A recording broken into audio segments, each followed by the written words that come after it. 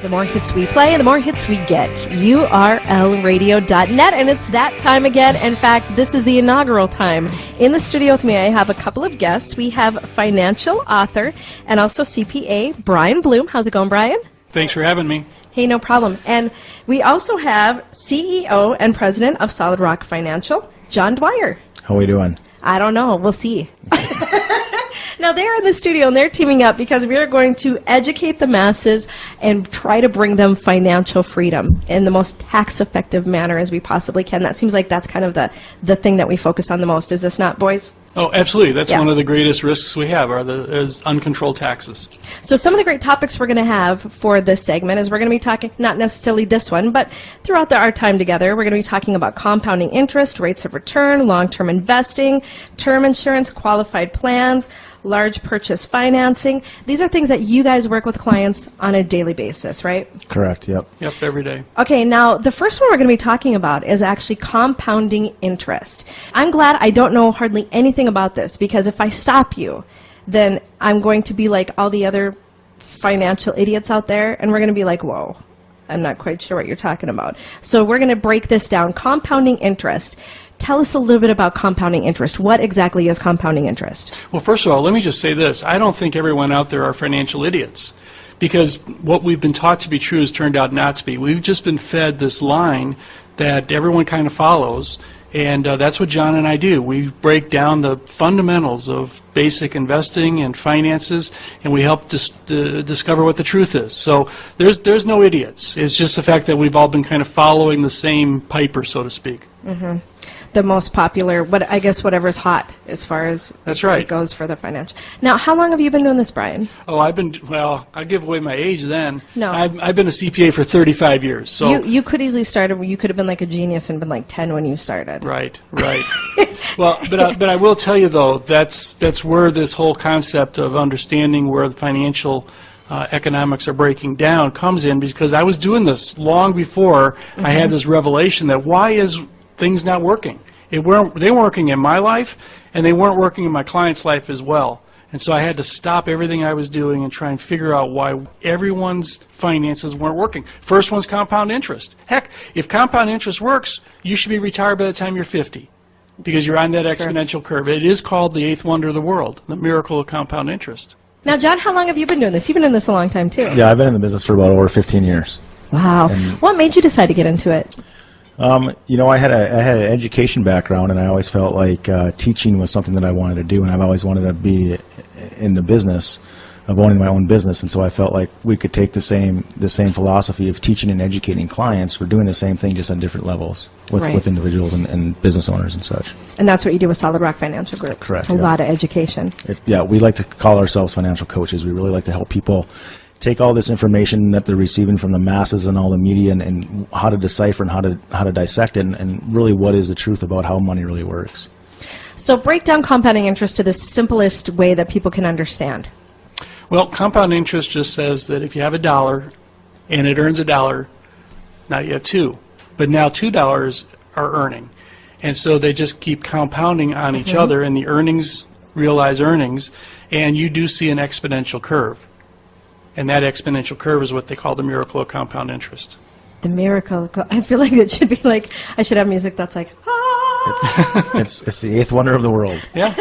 But the problem is, in relation to that, is what we're talking about is this miracle of compounding interest. If you were to stay on that compounding curve and never were able and never got off of it, it would exist. But the problem is that throughout our lives, there's so many things through taxes, fees, using our assets to drain the accounts to make major capital purchases. We're killing our compounding because we're destroying that compounding curve. Yeah, and that's kind of where I first learned it was when I was saving for my daughter's college education. Okay. And yeah, that's very common. A lot yeah. of people right now have a college fund for their children. Right. And my wife and I saved on a regular basis in order to send them off to college. And what happened was 18 years of savings all of a sudden went out the window because we transferred the compounding interest account to the university. We were no longer the beneficiaries of the miracle because we transferred the miracle to the university because they're the ones that now hold the money for that long period of time in which can compound. And so that was my first revelation in this, is you can't interrupt the compound interest curve. If it's going to work for you long haul, you can't give it away. And the reality in relation to the 529 plans is you're typically saving those plans for about 18 years, right when that miracle starts to happen. And what do? You transition those assets to the financial institutions or the colleges. And typically what happens that we see is that traditional planning, they try to separate. They try to separate college planning from retirement dollars. And the reality is that it's all one bucket of money. And we need to be able to continue and regain and keep those resources so we experience the miracle of compounding, not the other institutions. So if a parent like me is currently doing that, what is the best way to handle that then, as far as saving up for your kid's college future? Well, you have to figure out how to distribute the funds you've been saving while allowing them to continue to compound in your account. And that's kind of the planning that John and I do, is we help our clients figure the out how distribution to of it. spend the money Okay. without losing control of the money for the future. So let me get this right. Most people then will just take and cash out when their kid goes to school, cash out, close out, whatever, pay the university, and then it's done. Right, that's right. And then they also And then you start over. And then And then you start over. over again. And you're 18 years into your future. So now you're starting 18 years too late for your retirement Right. because you just spent all the money. And there's another concept there too that we touch on for our clients in what we call opportunity cost. It's not just starting over in the 18 years. It's what that money would have earned for you over the rest of your life through retirement. So let's say college was $80,000. Now that money is no longer earning and compounding for you. There's an opportunity cost for you in association to making that decision and killing that compounding curve. Let me give you an example of what I'm now doing for my granddaughter, because I'm a grandfather for the first time. I got a 14-month-old little girl, and we're setting money aside for her college education. Now, my wife and I, we can afford some bigger dollars now because we're on the other end of the tunnel, so to speak. And so what we've done is we've understand that it takes about $9,000 a year set aside to put someone through college. That's what college costs now. Right. And so we have a plan that would actually help our granddaughter pay for $25,000 of her tuition 18 years from now. And so what we're going to do is we're going to invest $100,000 so that we can give her $25,000 4 times for her college education. Okay. But because we're doing it differently than what I did with my daughters, we'll also be able to give her $30,000 when she's about 25, 26 years old for a down payment on a home or a purchase of a car. And also, because we're not going to interrupt the compound interest curve, we're going to be able to give her $50,000 a year for her retirement beginning at age 65 for as long as she lives. All from our initial investment of $100,000 Wow. because we are not interrupting the compound interest curve. Right. We're just letting it go. And hey, for a 14-month-old, think about how long that is. That's 80-some years where this interest is just compounding, and it's happening because we're not interrupting it. Do you need another granddaughter?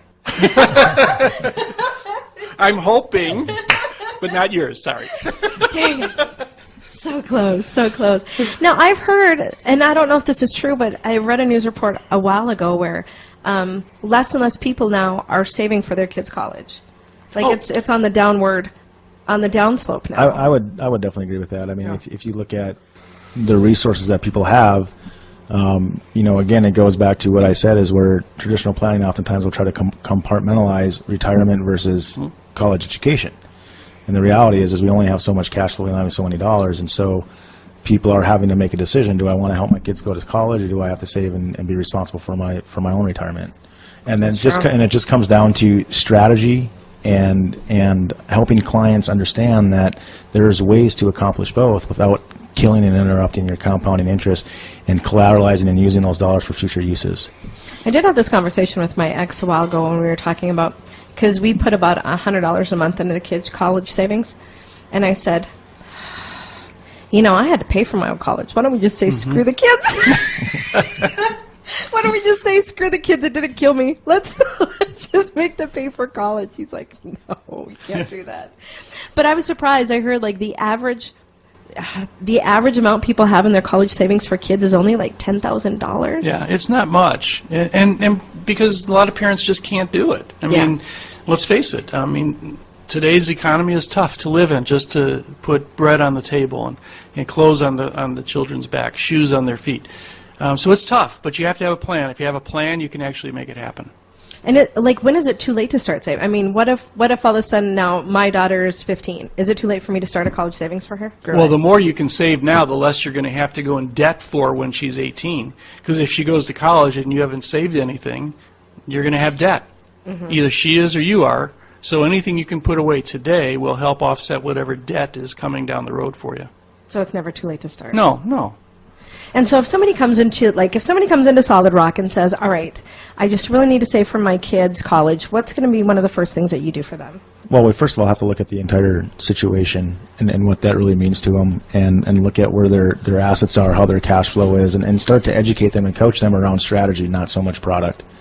I feel like the financial industry has done a terrible job in regards to just always trying to solve financial issues with product. And the reality is it's strategy.